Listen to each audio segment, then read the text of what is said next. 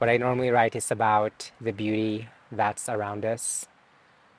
But behind all of life and beauty, there is death, there is darkness, there is decay, and all the things we call dark.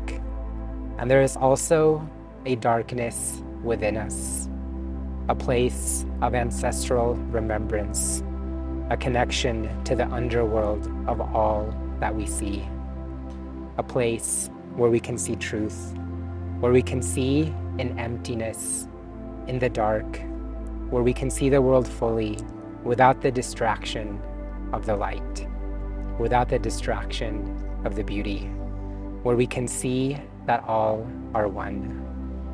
This is a true and real place, a dark place, but a knowledgeable place, a dark place, but a place where we can see clearly, a dark place, but not an evil place, a dark place, but a connected place.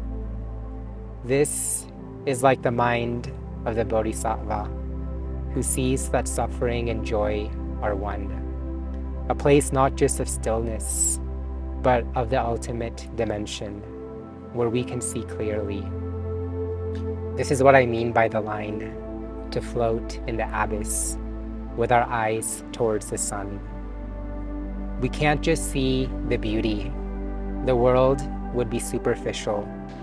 To see it, to really understand it, is to know everything it is not, to know the way light shines through darkness, to be in this dark world, in this dark abyss, but have our eyes towards the sun, towards the beauty, to have that light and beauty pass through our eyes and into the abyss through us, illuminating it, connecting the two worlds.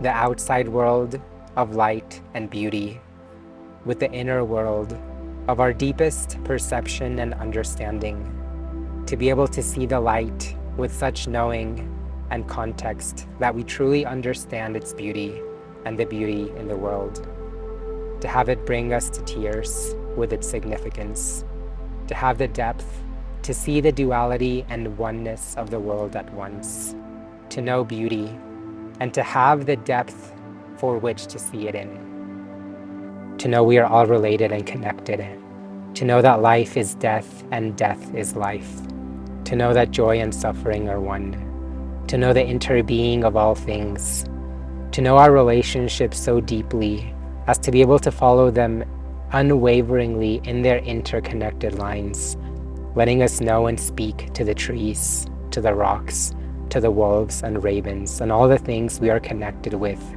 in these interconnected lines below the world.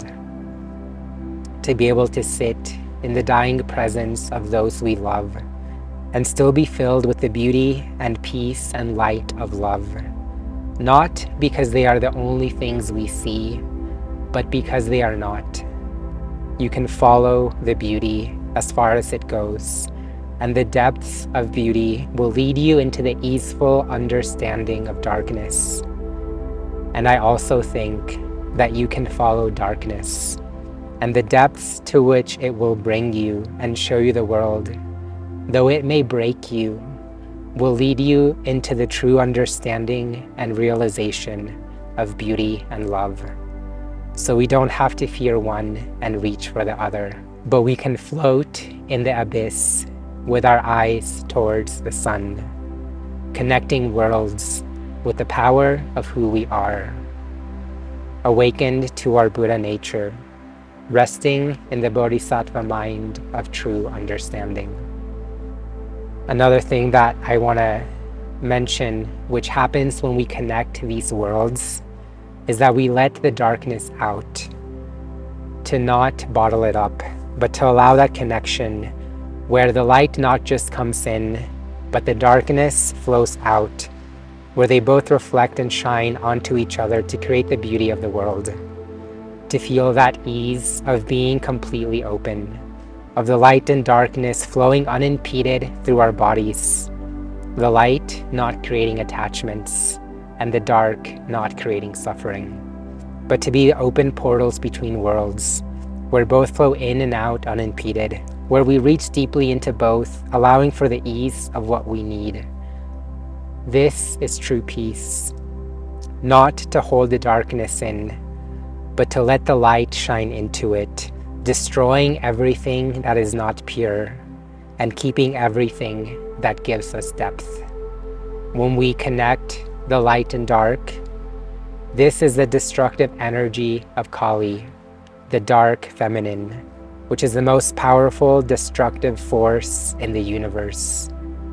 But although it is the most powerful, it is also the most knowing and the most loving, the most connected to love. Ruthless, but destroying everything that is not pure and leaving only that which we truly are. To know the darkness is to allow the light of Kali in and serve its beautiful, destructive power of the merging of light and dark. Kali is the meeting point. The destruction is what happens when light and dark touch. What happens when we allow ourselves to connect the worlds of light and dark. We are cleansed in this destructive energy, leaving only what is pure.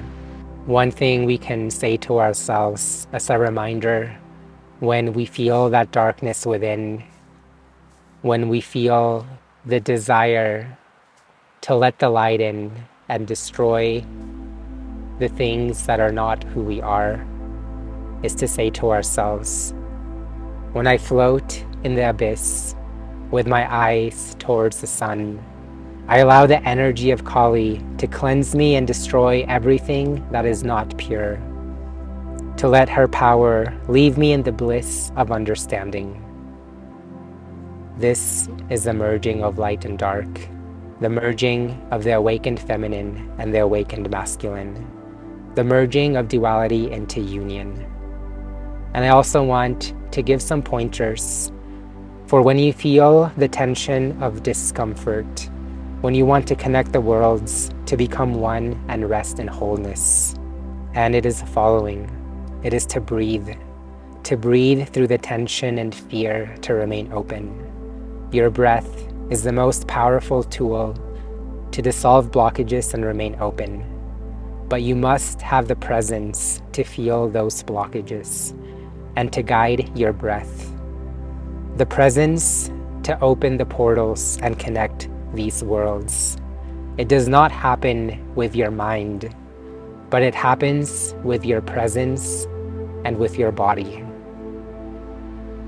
So this is what I wish for you, to know yourself, to know the darkness and death and destruction, and to know the light, to connect these two worlds, to feel the ease of being open, to feel the ease of the flow of all things through your body, to feel the cleansing of Kali's destructive energy, leaving only who you truly are. This is what I wish for you, to float in the abyss with your eyes towards the sun, connecting worlds with the power of who you are, a human being.